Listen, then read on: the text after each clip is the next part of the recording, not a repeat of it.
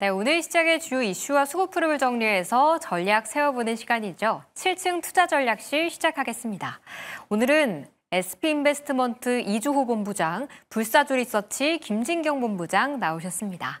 안녕하십니까? 성투. 네. 네, 오늘 좀 멤버가 바뀌었는데 두 분의 합 기대해 보도록 할게요. 이번 주 사실 지수가 내내 좀 횡보하고 있고 오히려 이슈 장세만 좀 빠르게 돌아가고 있는 느낌이라 어느 박자를 타야 할지 좀 어렵다고 느껴지거든요. 먼저 이주호 의원은 오늘장 어떻게 보셨는지 오늘장 한 줄 평 들어볼게요. 네, 오늘 자사주 의무 소각에 대한 부분 그리고 3차 상법 개정안에 대한 기대감 속에서 오늘 사실 코스피 시장을 받쳐줬던 거는 금융주와 지주사였다. 이렇게 말씀드리겠습니다. 네, 그래도 3차 상법 개정안에 대한 기대감과 함께 지주사나 금융사가 우리 시장을 좀 받쳐줬다라고 한 줄 평을 해주셨고요. 김진경 의원의 요약도 들어볼게요. 네, 오늘 반전, 여기가 끝이 아니길이라고 정리해 드립니다. 오, 어떤 반전이죠? 네, 사실 이제 오늘 장 초반에 이제 보시면 아시겠지만은 오늘 참 시장 자체가 좀 얼음장, 그러니까 차가운 분위기 속으로 좀 시작을 했었습니다. 근데 이제 시장의 경우가 이제 엔비디아발 충격으로 인해서 대체적으로 좀 장 초반 약세를 보였지만 결국은 막판에 코스피의 경우 이제 강박권으로 돌아서면서 좀 마감이 되었었는데요. 엔비디아 자체가 사실 나쁜 건 아니었습니다. 엔비디아에 대해서 워낙에 기대치고 눈높이가 높았었기 때문에 이에 따른 좀 아쉬움이 좀 컸었을 뿐이지 오히려 이런 내용들의 경우는 사실 시장에는 크게 충격으로 될 수 있는 내용들 아니었다라는 점 좀 참고해 주시면 좋으실 것 같고요. 그렇기 때문에 엔비디아발에 대한 어떤 그 충격의 경우는 좀 단기에 그치지 않을까라고 좀 봐야 될 것 같습니다. 그래서 향후 이제 엔비디아에 따른 전망에 따라서 관련주들의 움직임을 좀 더 체크를 해보실 필요가 있다는 점 말씀을 드리도록 하겠고요. 또 이제 가장 중요한 게 이제 다음 달 9월에 또 이벤트가 또 하나 남아 있는데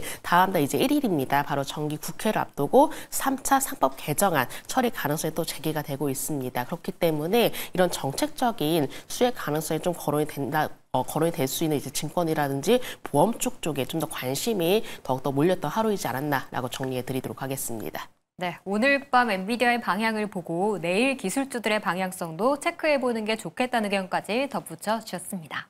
그럼 오늘 수급이 들어왔던 종목들은 어떤 것들이 있었을지 수급본부 바로 들어가 볼게요. 네, 수급본부 첫 번째 종목은 바로 부국증권입니다. 다음 달 열릴 정기국회에서 3차 상법 개정안이 처리될 것이란 기대감이 제기되며 오늘 자사주 모멘텀 있는 종목들 일제히 움직였습니다. 그중 많이 가진 것으로 알려진 부국증권에 매수세가 몰렸고요. 오늘 수급 동향을 보니까 개인, 외국인, 기관 모두 다 러브콜을 보내면서 15% 급등했습니다. 전고점까지의 여력도 더 볼 수 있는 종목일지 두 분의 의견 들어볼게요. 오늘 지주사와 증권주가 좀 강세를 보이면서 부활의 신호탄이었을지 좀 궁금하기도 하거든요. 먼저 이주호 의원은 어떻게 보셨습니까? 네, 일단 증권주 외에도 저는 자사주 비중이 높은 기업들 위주로 좀 체크를 해보시는 게 좋을 것 같고요. 그렇다고 해서 증권주들이 오르지 않는다 이런 게 아니라 역시나 지금 오늘 보시면은 증권주들 중에서도 자사주 비중이 가장 큰 기업들 위주로 강세가 나왔습니다. 특히나 부국증권 같은 경우는 지금 거의 42%가량 자사주 보유하고 있거든요.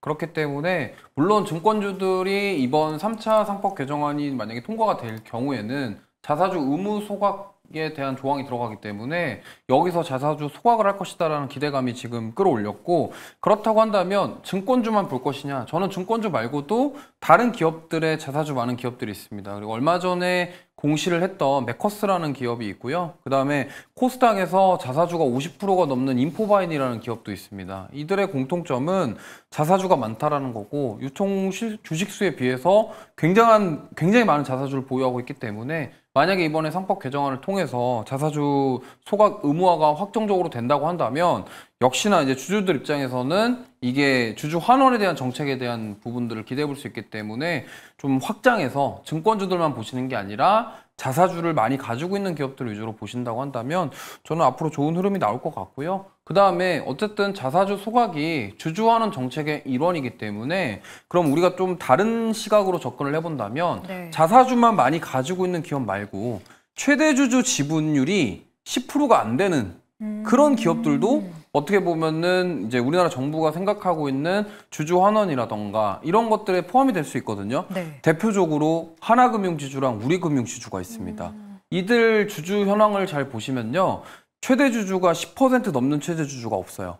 이 말인즉슨 뭐냐면 그 회사는 여러 사람들의 것이라는 거죠. 왜냐하면 주인이 한 명이 주인이 있으면은 그 대주주의 영향이 굉장히 크게 발휘를 하게 됩니다. 대표적으로 뭐 대기업들 보시면은 뭐 그런 오너 일가들이 정말 많은 지분을 가지고 있죠. 그러면은 사실 지금 상법 개정의 취지 자체가 소액 주주들 그리고 기타 주주들을 위한 그런 정책이잖아요. 네. 그렇게 따지고 보면은 실제적으로 그럼 주주 환원 정책이 활발하게 이루어질 수 있는 거는 최대 주주 지분율이 10%가 넘지 않는 뭐 여러 가지 주주들이 있는 그런 기업들이 그런 주주 환원 정책을 적극적으로 할 가능성이 높다. 그런 관점에서 하나금융지주랑 우리금융지주도 대안이 될 수 있겠다. 좀 이렇게 접근을 해보시면 어떨까 생각합니다. 네.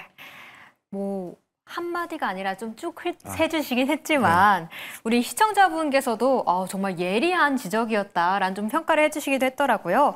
아무래도 우리가 증권주에만 좀 국한되기보다는 최대 주주 지분이 낮은 기업들 뭐 10%가 안 되는 하나금융지주나 우리금융지주로 좀 눈을 돌리는 것도 좋겠고 그리고 유통 주식수 대비 자사주가 많이 가지고 있는 메커스나 인포바인도 눈여겨보면 좋겠다라는 의견까지 좀 총정리해서 전달을 해주셨습니다.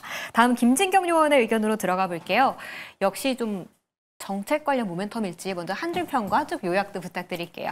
네, 역시 정책 이슈였다라고 한 줄 평으로 좀 먼저 남겨드리도록 하겠습니다.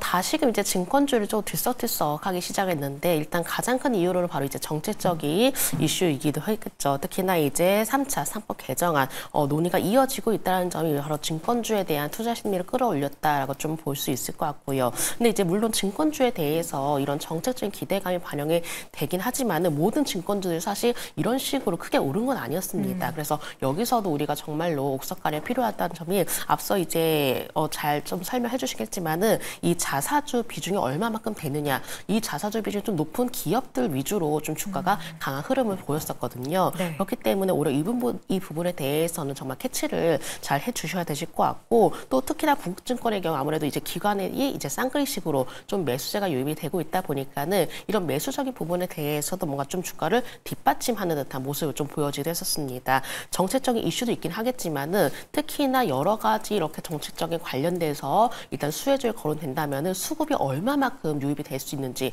이런 수급적인 힘들이 얼마만큼 주가를 좀 뒷받침해 줄 수 있는지 그런 부분들도 지금부터는 꼭 한번 체크가 필요하겠다라고 좀 말씀을 드려봐야 될 것 같고 물론 정책적인 내용들이 당분간은 좀 부각이 될 수 있을 것 같습니다. 아무래도 이제 상법 개정안 이 부분에 대해서 워낙 포커스가 맞춰지고 있는 상황이기 때문에 정책적으로 올라갈 수 있을 만한 재료는 충분하다라고 판단이 되고 있고요. 다만 이 부국증권의 경우가 아쉽게도 사실은 65,000원대에서 7만 원 선 사이 이 부분에 좀 매물이 있는 상황입니다. 그러다 보니까는 오늘장도 마찬가지로 65,000원은 넘는가 싶었지만은 결국 마무리는 65,000원 넘지를 못했습니다. 그렇기 때문에 1차적으로 이 종목이 조금 더 추가적으로 정고점을 돌파하기 위해서는 1차적으로 65,000원에서 7만 원 사이 이 가격대를 좀 더 강하게 돌파해 줄 수 있는지 여부도 체크를 해주시면 좋으실 것 같습니다. 네, 65,000원에서 7만 원 사이 구간을 돌파하는지 꼭 체크를 해보시는 게 좋을 것 같다는 의견 주셨네요. 그럼 이주호 의원께는 좀 추가로 질문을 드려볼게요. 네. 오늘 뭐 자사주 많은 쪽 이렇게 여러 가지 콕콕 집어서 설명을 해주시긴 했지만 사실 증권주 내에서 봤을 때 부국증권의 매력도도 좀 궁금하기도 하고요. 사실 하반기에 뭐 거래가 활발해지면서 증권주들은 뭐 실적 좋을 거다 이런 얘기도 있던데 증권업종의 매력은 좀 어느 정도로 보십니까? 사실 부국증권 HTS 쓰시는 분이 얼마나 될까 모르겠습니다만 네. 사실 대부분 키움증권 많이 쓰시고요. 그 외에 뭐 메리츠증권이라던가 뭐 미래에셋 이런 쪽으로 많이 쓰시지 사실 부국증권 많이 안 씁니다. 그래서 이런 HTS나 증권 사업만 봤을 때는 매력적이진 못한 것 같아요. 네. 다만 이제 자사주에 대한 정책 수혜 기대감으로 지금 오른 거기 때문에 이런 부분들은 좀 주의하실 필요도 있다. 왜? 변동성이 클 수가 있기 때문에 이 점은 주의하셨으면 좋겠고요. 아까 한마디 하는데 많이 얘기해서 짧게 하고 넘어가겠습니다. 네. 네. 부국증권의 증권주로서의 메리트는 조금은 떨어질 수 있다는 좀 의견까지 주셨네요. 그럼 두 번째 수급분부 종목으로 바로 넘어가 보겠습니다. 네, 두 번째 종목은 LNF입니다. 오늘 3천억 규모 좀 BW 신주 인주권부 사채 청약을 앞두고 투심이 이탈했습니다. 특히 기관이 6거래일조 좀 강한 매도 물량을 던지고 있고요. 오늘은 외국인도 함께 매도에 나서면서 12% 급락했습니다.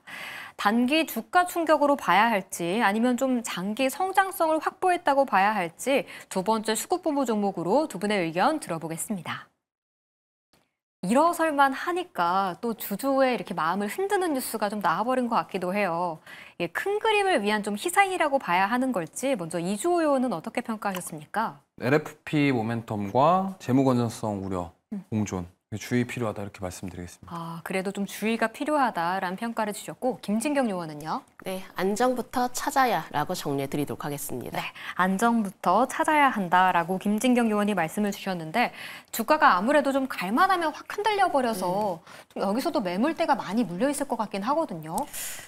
일단 좀 아쉽습니다. 아무래도 이제 BW를 좀 앞두고 있다 보니까는 여기에 대해서 일단 위험 회피 심리가 작용되었다라고 좀 봐야 될 것 같고요. 일단 지금의 경우는 어느 정도 이슈를 좀 더 마무리하고 이 과정 속에서 어떤 변수가 있는지 어떤 변화가 있는지 이런 부분들을 확인하고 가자라는 심리도 다소간에 좀 작용되면서 오늘자 좀 더 이렇게 10% 이상대로 좀 하락하면서 좀 마무리가 되었는데 사실 LNF의 경우가 많은 노력을 하고 있습니다. 일단은 많이 노력하면서 여러 가지 LFP 사업을 위한 좀 자금들 확보를 하기 위한 노력들을 보여지고 있지만은 여기에 대해서 사실 우려스러운 점이 좀 더 부채 비율이 조금 증가를 하고 있다는 점이죠. 이런 부분들이 오히려 좀 더 주의를 할 점이 있기 때문에 당장 LFP가 오늘자 이렇게 주가 하락했다라고 해서 우리가 섣불리 매수 관점으로 바라본다라기보다도 어느 정도 주가도 자리를 잡고 좀 안정을 먼저 찾아 나가야 되기 때문에 일단은 좀 관망을 하시는 게 좋으실 것 같습니다. 그리고 또 하나 이렇게 BW가 좀 생각보다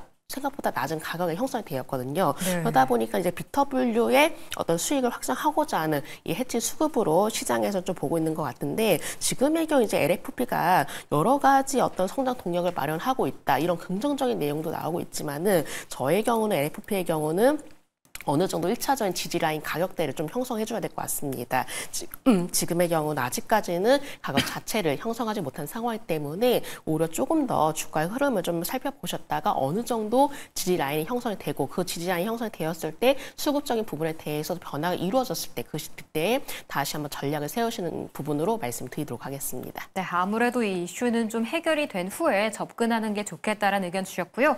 이주호 의원도 역시 뭐 좋지만 우려 좀 걱정이 된다라고 말씀을 주셨어요. 네, 일단 저는 개인적으로 우려가 더 큽니다. 왜냐하면 일단 오늘 거래량이 좀 실린 이런 장대 음봉은 썩 기분 좋지 않거든요. 투자자 입장에서도 기분이 별로 안 좋은데 물론 LFP 모멘텀에 대한 부분들은 기대해 볼 수 있겠으나 가장 중요한 거는 부채 비율입니다. 지금 25년도 상반기 부채 비율이 400%가 넘는다.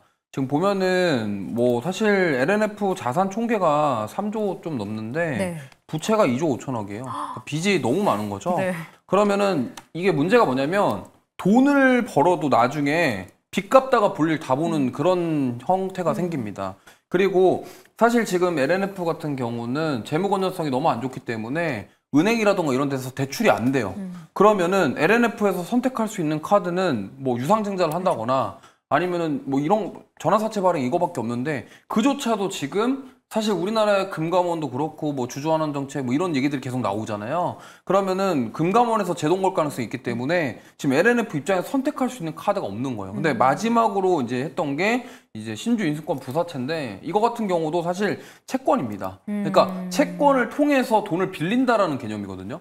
그렇기 때문에 만약에 이렇게 또 돈을 해서 과연 언제 갚을 수 있냐를 생각해 보면 사실 좀 막막한 거죠. 네. 그렇기 때문에 제가 봤을 때는 물론 뭐 갑자기 전기차 업황 회복되고 막 LFP 배터리가 갑자기? 잘 네. 돼가지고 뭐 ESS 쪽으로 막 발주가 나오고 이렇게 돼서 드라마틱한 변화가 나오지 않는다면 좀 쉽지는 않을 것 같습니다. 그렇기 때문에 투자하시는 분들은 이러한 점들을 꼭 감안하셔서 2차전지 주들 종목군들 중에서도 부채가 이 정도로 심각하지 않은 기업들도 많이 있거든요. 네. 차라리 저는 만약에 기존에 가지고 계셨던 분들은 오히려 조금 뭐 너무 이렇게 단기 고점에서 들어가신 분 아니라면 정리를 하시고 좀 다른 종목으로 교체하시는 것도 좋은 방법이 아닐까 이렇게 생각합니다. 네, 오늘 BW 뉴스도 있긴 하지만 사실 부채 비율이 너무 높은 회사이기 때문에 접근엔 좀 보수적인 시각이 필요할 것 같습니다.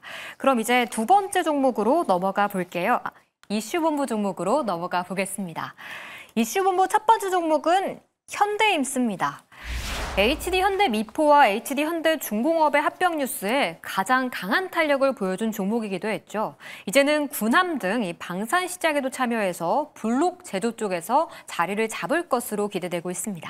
오늘 17% 급등하면서 연고점 경신했고요. 기자재 안에서 좀 강한 상승을 보여줬는데 매력도는 어느 정도로 볼 수 있을지 이슈본부 첫 번째 종목으로 다뤄볼게요. 오늘 뉴스를 좀 찾아보니까요. 마스가는 뭐 최소 5년짜리 재료다 뭐 이런 얘기도 나오긴 했더라고요. 현대힘스에 대해서 좀 어떤 전략이 필요할지 이주호 의원부터 한 줄평 해주시죠. 네, 마스카 프로젝트의 수혜는 계속될 것이다 이렇게 말씀드리겠습니다. 같은 의견을 갖고 네. 계시네요. 계속될 것이다라고 보셨고 김진경 의원은요? 네, 본격 황금기 시작인가라고 정리해 드립니다. 두 분 다 굉장한 호평을 주셨는데 먼저 마스가 5년짜리인가요? 5년이 더 될 수도 있어요. 오, 네. 지금 조방원 섹터 많은 분들이 관심이 많으실 텐데 조선방산 원전 중에 저는 조선이 가장 좋다라고 생각합니다. 그 이유는 일단 원전은 기초 체력이 좀 약해요. 네. 무슨 말이냐면 기대감이라던가 성장성에 대한 점수는 굉장히 좋습니다. 하지만 지금 실적이라던가 이런 고평가 논란을 해소하기에는 수주라던가 이런 것들이 너무 부족해요. 네. 근데 방산이랑 조선은 좀 얘기가 다릅니다. 지금 방산이랑 조선은 수주 정보를 가지고 있고 그 와중에 지금 조선이 더 좋은 이유는 이제 미국과의 프로젝트, 그 다음에 이제 이번 주에 있었던 캐나다 잠수함 프로젝트 60조짜리. 네. 그러니까 이런 좋은 소식들이 지금 계속 나오고 있는 거죠. 그럼 많은 시장 참여자들이 아니 코스피가 지금 3,200선만 올라오면 외국인들이 파는데 여기서 더 앞으로 횡보를 한다 그러면 어디가 좋을까 떠오르는 게 딱 여기밖에 없는 거예요. 맞아요. 왜? 미국이랑 이렇게 막 진행을 하고 또 미국의 하나그룹 같은 경우는 필리조선소를 가지고 있어서 미국에서 배를 생산하고 트럼프의 의지대로 되는 거죠. 네. 그렇기 때문에 이 마스카 프로젝트에 대한 부분들을 기대해 볼 수 있겠고 그다음에 현대임스 같은 경우는 이제 한국조선해양이 20% 대주주를 입니다. 그렇기 때문에 오늘 더 간 것도 있어요. 네. 왜? HD 현대중공업이랑 미포랑 합병 공시 나왔죠. 그러다 보니까 이제 현대중공업이랑 미포 합병 공시 때문에 사실 오늘 좀 빠졌잖아요. 근데 중간 지수 합격에 있는 한국조선해양은 그냥 신고가 나왔단 네. 말이에요. 그 이유는 뭐냐면 이제 합병하면서 어떻게 보면은 HD 현대와 지금 미포와 현대중공업 사이의 중간 지수사가 한국조선해양이기 때문에 거기가 수혜를 받을 것이다. 네. 왜냐하면 거기는 합병이랑 이런 것들 직접 관련이 없고 어쨌든 어떻게 합병되던 간에 내 건데. 한국조선해양은 좋은 거잖아요. 그러니까 그렇기 때문에 오늘 한국조선해양이 오지뷰 신고가 같고 이제 현대임스 같은 경우는 물론 이제 HD현대그룹에 조선과 관련된 뭐 부품 기자재단을 납품하고 있지만 한국조선해양이 20% 주주이기 때문에 그거에 대한 수혜 가능성 때문에 지금 거래량 터지면서 올랐다 이렇게 좀 볼 수 있겠고요. 역시나 마스카 프로젝트 안에서 지금 수혜를 볼 수 있겠다라는 점. 그리고 저는 오히려 마스카 프로젝트도 중요한데 지금 HD 쪽이랑 하나그룹 쪽이랑 캐나다 잠수함 프로젝트가 이게 만약에 되면은 이게 더 큰 이슈라고 생각을 하기 때문에 이쪽도 잘 참고하시면서 대응해 보시면 좋을 것 같습니다. 네, 마스가뿐 아니라 캐나다 프로젝트에 대한 기대감까지 있는 종목이다라고 말씀을 주셨는데요. 저기서 하나 더 궁금한 게 현대임스의 급등은 HD 한국조선해양이 지분을 많이 가지고 있기 때문이다라고 말씀을 주셨는데 사실 HD 한국조선해양 그 위에 또 HD 현대가 있지 않나요? 맞습니다. 근데 HD 현대 같은 경우에는 오늘 1%밖에 못 올랐거든요. 네. 왜 약한 걸까요? 이게 참 그래요. 주식이 이래서 어려운 겁니다. 네.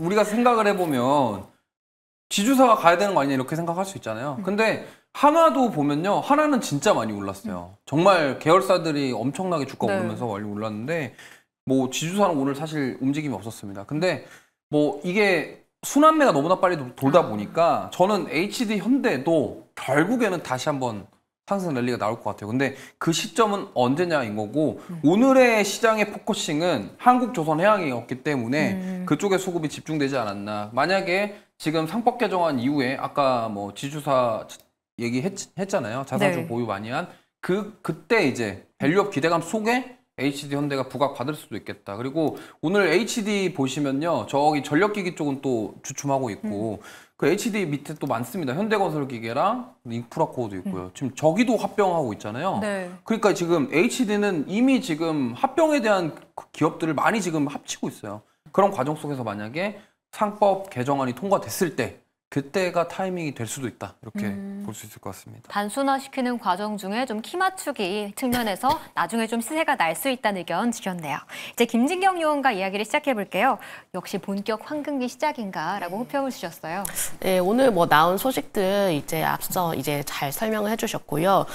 제가 이제 말씀드릴 부분은 이제 HD 현대임수가 조선 기자재 업체입니다. 네. 근데 이제 조선 기자재 업체들이 조선주가 달리니까 이제 조선 기자재 업체들도 달려간다. 지금 사실 이런 분야 형성되지만은 이 안에서도 조선 기자재 업체들끼리 과연 얼마만큼 능력을 갖추고 있느냐, 그러니까는 즉시 말해서 얼마만큼 기술력을 가지고 있느냐 이런 부분들이 앞으로는 좀 더 중요하게 작용되지 않을까라고 좀 봐야 될 것 같고요. 아무래도 사실 이제 동사의 경우가 이제 국내 이제 조선 외주 업체 중에서 최대 생산 능력을 보유를 하고 있습니다. 이 부분에 대해서 이제 능력이 있다라고 좀 평가를 받고 있는 상황인데 특히나 이제 고난이도 이 선박 구조물 제작에 특화된 이제 노하우를 보유하고 있기 때문에 충분히 앞으로도 뭔가 이제 기술적인 부분에 대해서도 충분히 능력 인정받을 만한 그런 부분을 갖추고 있다는 점에 대해서는 이제 현대힘스의 경우는 충분히 이번 합병 효과에 따른 시너지 효과를 넘어서 이 마스가 프로젝트에 대한 수혜 기대감도 충분히 더욱더 빛나지 않을까라고 좀 봐야 될 것 같습니다. 그렇기 때문에 이 현대힘스의 경우 오늘자 좀 큰 폭으로 상승하긴 했지만은 사실 가격 부담이 있는 게 아닌가 이런 우려가 있을 수도 있거든요. 네. 근데 저는 오히려 그런 부분보다도 앞으로 현대힘스가 가지고 있는 이때 기술력 그리고 가장 중요한 게 지금 조선 업종이라는 점이죠. 이 조선 업종의 경우가 저는 아직 끝나지 않았다라고 좀 생각을 하고 있습니다. 이 마스가 프로젝트에 이어서 여기에 따른 어떤 긍정적인 내용들이 또 추가적으로 나올 가능성들이 높기 때문에 오히려 조선주에 이어서 조선 기자재 쪽 그리고 조선 기자재 안에서도 충분히 옥석가리가 진행되게 된다면은 이 현대힘스의 경우는 지금도 역시나 충분히 추가 상승 가능성이 있다는 점도 함께 말씀을 드려보도록 하겠습니다. 네, 7, 8은 뭐 조선 대형주들의 달이었다면 90은 뭐 기자재도 기대해봐도 좋을 것 같네요. 근데 김진경 요원께 좀 하나 더 궁금한 게요. 근데 현대임스 생각해보면 매각 관련설도 좀 있지 않았나 싶긴 한데 그런 부분은 어떻게 되는 걸까요? 그런 부분에 대해서 사실 과거부터 얘기가 나왔던 부분이거든요. 근데 사실 그때마다 물론 주가의 출렁임은 있었지만은 이 주가의 흐름을 좀 넓게 살펴보게 된다면은 오히려 금방 내 회복이 되는 모습 보였습니다. 그리고 지금의 경우 이제 그 포커스가 이 매각 쪽에 포커스가 맞춰지는 게 아니라 전반적인 조선 업종에 대한 분위기, 이 분위기 자체가 좋아지고 있다. 그리고 여기에 따른 기대감이 계속적으로 플러스가 되고 있다. 이 부분에 대해서 워낙 포커스가 맞춰지고 있다는 점이기 때문에 오히려 매각보다도 이 조선 업종에 대한 흐름과 분위기를 더욱더 따라가지 않을까라고 예상을 해볼 수 있을 것 같습니다. 네, 조선업 전반의 분위기를 흐름을 잘 타보시는 게 중요할 것 같습니다. 그렇다면 이제 이슈본부 두 번째 종목으로 넘어가 보시죠. 네, 두 번째 종목은 삼양식품입니다. 캐대언 효과도 있고요. 여기에다 이 밀양 2공장이 가동되며 하반기의 이익 체력이 더욱더 강화될 것으로 보입니다. 정말 이 불닭 신화 164만 2천 원이라는 좀 신고가를 새로 쓰면서 5.6% 상승했는데요. 증권가에서는 이제는 190만 원까지도 목표가를 잡고 있던데 두 분은 어떻게 보실지 전략 세워볼게요. 이제는 뭐 면비디아란 별명까지도 붙게 했더라고요. 국민연금도 뭐 투자 목적을 변경했다라는 뉴스까지 들려왔던데 이주호 의원은 삼양식품 어떻게 보세요? 뭐 관세 리스크 따위는 없다 이렇게 말씀드리겠습니다. 역시 뭐 관세 리스크 따위는 없는 회사다라고 보셨고 김진경 의원은요? 네, 그칠 줄 모르는 불닭 신화라고 정리해 드립니다. 네, 알겠습니다. 관세 리스크 따위는 없었다라고 좀 이주호 의원이 말씀을 해주셨는데 드세요? 저요? 네. 먹죠. 네. 그러니까 관세 붙어도 사실 저도 먹을 것 같거든요. 먹을 것 같아요, 저도. 그래서 이게 그래도 일단 가격을 올려서 관세 방어를 할 것 같아요. 왜냐면 라면이 한 개 단가 자체가 크지 않기 때문에 크게 피해 보지는 않을 것 같습니다. 그쵸. 그리고 오히려 지금 삼양식품은 캐파를 늘리고 있죠. 지금 밀양 공장도 있고 지금 27년도에 또 중국 공장 증설 모멘텀도 있습니다. 그럼 이제 중국에다 팔겠다라는 거거든요. 네. 그러니까 이게 만약에 중국인들에게 인기가 있어지면은 지금 주가가 여기서 과연 멈출 수 있을까 이런 생각도 듭니다. 그렇기 때문에 지금 올해 4분기부터 미국 가격 인상과 그다음에 불닭 포테이토 칩도 지금 준비하고 있다고 해요. 그럼 이게 불닭이 하나의 브랜드가 됐고 이제 여기서 조금 더 나아가면은 정말 얼마나 갈지 이제 뭐 더 이상 뭐 말을 하기가 어렵습니다. 네. 그러니까 지금 과거로 좀 돌아가 생각해 보면 전에 한번 눌렸을 때 왜 안 샀을까? 껄껄거리는 네, 이런 이것도 생각도 진짜. 들고. 근데 사실 막상 사려고 하면은 손이 또 안 나가는 종목이기도 해요. 맞아요. 너무 많이 올랐기 때문에.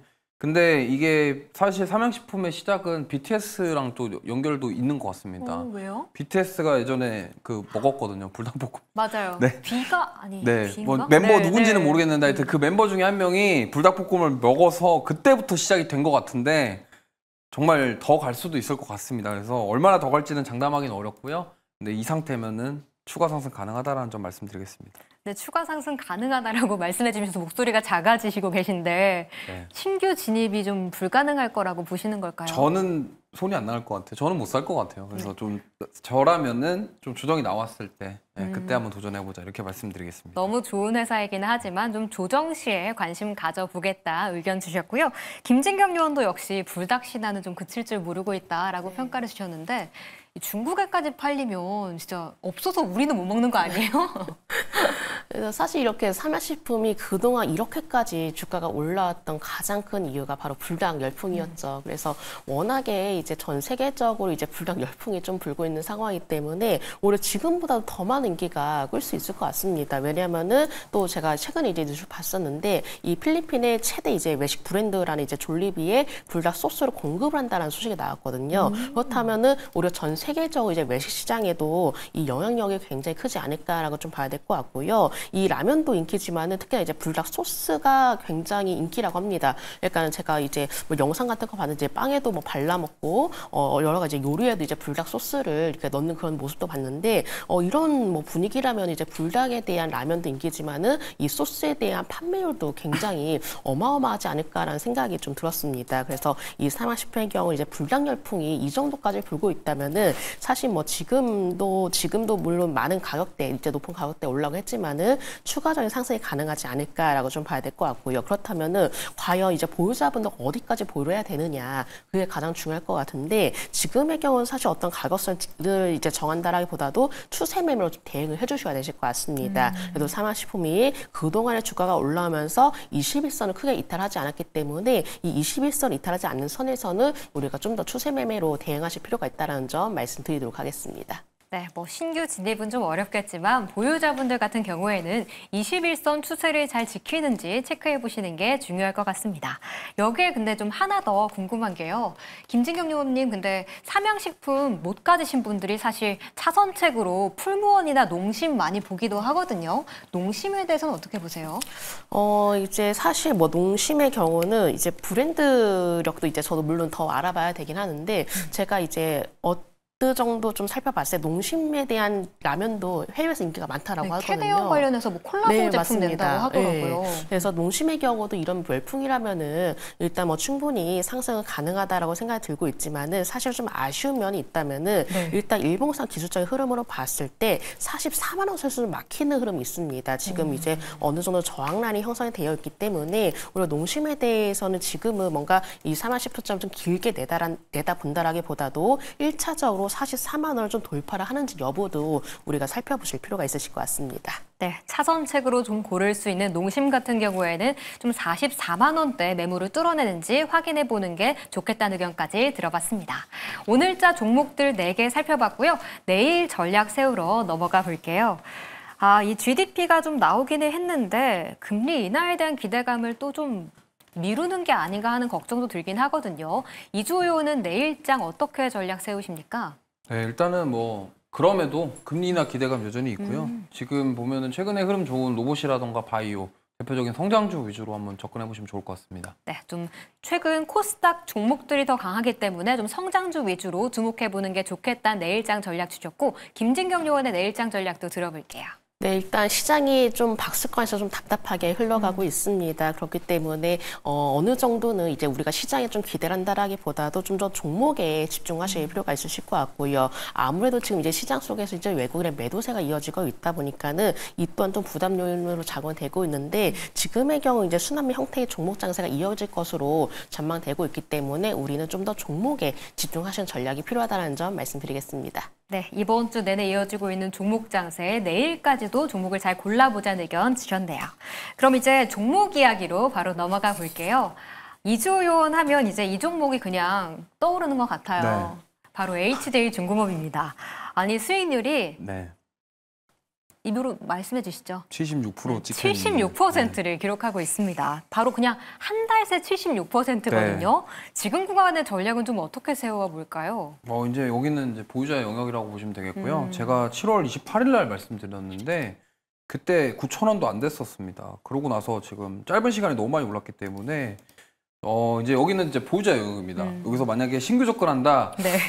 신규 접근 하시겠다 하시면은 야수의 심장을 가지고 트레이딩 관점으로 정고점 돌파를 한번 노려보시면서 대응해 보시는 거 좋겠고, 아까도 말씀드렸다시피 조선 섹터가 너무 좋다 보니까 이 MRO와 관련해서 좀 약간 중소형 특수선들에 대한 MRO에 대한 기대감이 H중공업에 있다라는 점 참고하시면서 대응해 보시길 바라겠습니다. 네, 보유자의 좀 영역에 들어간 종목이다라고 말씀을 주셨는데 오늘 종목도 더 기대가 되네요. 잠시 후에 들어보도록 하고요. 김진경 의원도 일주일 사이 좀 코리아 FT가 그래도 6.5%의 상승을 기록하고 있습니다. 목표가까지 얼마 남지 않았는데 기다려보는 게 좋겠죠? 네, 당연히 이제 보유 의견 드리도록 하겠습니다. 워낙에 추세적인 흐름을 잘 타고 있는 종목이기 때문에 크게 추세를 무너뜨리지 않는다면은 추가 상승 충분하다라고 좀 말씀드리도록 하겠고요. 손절가만 제가 좀 살짝 조정하도록 하겠습니다. 손절가의 경우는 11선 부근이 5,700원으로 정정해드리도록 하겠습니다. 네, 목표가는 6,500원, 손절가는 살짝 높여 수정하시면서 5,700원으로 수정해 주셨습니다. 그렇다면 이제 이주호 의원의 시초가 공략주부터 하나 들어볼게요. 어떤 거 볼까요, 아침에? 네, 저는 최근에 파마 리서치가 조정이 없습니다. 네. 그래서 피부 미용 관련 쪽에서 하나 가져왔는데요. DSK라는 종목입니다. 일단 생소하실 텐데 네. 여기 자회사가 프로톡스라는 자회사를 가지고 있는데요. 보톡스 사업을 합니다. 근데 DSK가 얼마 전에 공시가 나왔는데 지금 최대 주주가 매각을 한다라는 지분을 넘긴다는 공시가 있었어요. 근데 인수하는 데가 윤진 파트너스라고 해서 기관 전용 사모펀드 운용사입니다. 근데 여기서 이거를 800억 베팅을 했다. 저는 굉장히 의미가 있을 것 같고요. 근데 이 계약 조건이 여기 계약 조건이 공시에 보면은 프로톡스에 대한 시각처 품목 허가 완료입니다. 네. 그러면 만약에 보톡스가 지금 DSK 자회사로 있는 프로톡스가 3상을 완료했고 그 다음에 수출 허가도 받은 상태거든요. 그럼 만약에 시각처 품목 허가 나온다 그러면은 보톡스에 대한 기대감으로 좀 상승이 나올 수 있지 않을까 이렇게 생각하기 때문에 이러한 점들을 본다면 우리가 접근해 볼 수 있겠다. 그리고 좀 긍정적으로 보는 이유는 기관 전용 사모펀드 운영사가 800억 베팅했다라는 점입니다. 그래서 좀 저는 긍정적으로 보고 있고 만약에 이게 품목허가 난다 그러면은 강하게 좀 단기적으로 시세에 나올 수 있다는 점 참고하시면서 보시면 좋겠고요. 목표가는 10,000원, 손절가는 7,300원 말씀드리겠습니다. 네, DSK 저도 조금은 생소하다고 느꼈는데 사모펀드의 픽을 받은 보톡스 관련주라고 기억해 보시면 될 것 같고요. 목표가는 10,000원, 손절가는 7,300원 짚어주셨습니다. 다음 김진경 의원의 시초가 공략주도 하나 궁금해요. 네, 전 오늘 TLB 말씀을 드리도록 하겠습니다.